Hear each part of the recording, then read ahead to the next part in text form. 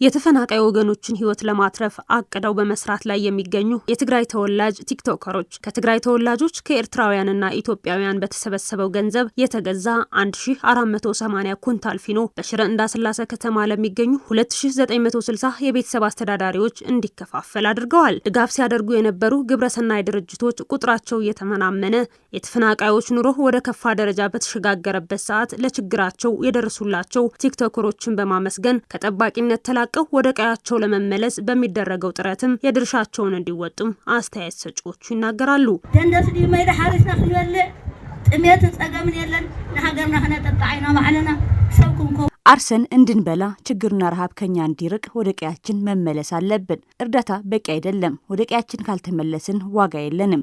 እርዳታ እንድናገኝ እያስተባበራችሁ ያላችሁ ወጣቶች እናመሰግናለን። ፍሕርና ንበልዕላ ነበርና ዓዲ ዞባ ምዕራብ ጸጋ ሕምብርትና ኢትዮጵያ ናይ ትግራይ ጥራሕ አይኮነትን።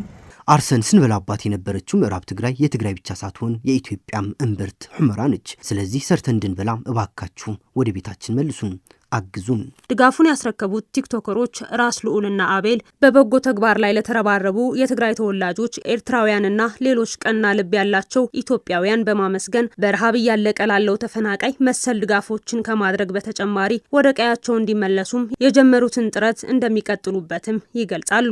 እዚህ ዘላቃዊ መፍትሄ ሆነ ግን ዝጠሚሩ ነው ዝአፍ ሞት ይህ ዘላቂ መፍትሄ አይደለም፣ ግን በሞት አፋፍ ላይ ላሉ ለተራቡ ወገኖች ለትንሽ ጊዜ ቢያቆያቸው በሚል ነው። ዋና ዘላቂ መፍትሄ ወደ ቀያችን መመለስ ነው። ኣብ ከተማ ሽረ እንዳስላሴ ትርከቡ ህዋትና አቦታት አዴታት ተፈናቀል ናይ ምዕራብ በሽረ እንዳስላሴ ከተማ የምትገኙ የምዕራብ ትግራይ ተፈናቃይ ወገኖቻችን ዛሬ ይዘንላችሁ የመጣነው 1480 ኩንታል ፍርኖ ዱቄት ለ2960 የቤተሰብ አስተዳዳሪዎች ለማከፋፈል ነው። እኛ ልጆቻችሁ ሁሌም ከጎናችሁ ነን። ዘላቂ መፍትሄ ባይሆንም ወደ ቀያችሁ ተመልሳችሁ ሁላችሁም የምትደሱበት ጊዜ ይመጣል ብዬ አስባለሁ። እዚ ግዚያው ጥቅሚ ንሽይ እንበር ያው ናይዙና መልስና ማለት ይኮንም የተደረገው ድጋፍ ለጊዜው ማቆያ ነው እንጂ ችግራችሁን የሚፈታ አይደለም። ለቀጣይ መፍትሄው ወደ ቀያችሁ መመለስ መሆኑን ይታወቃል።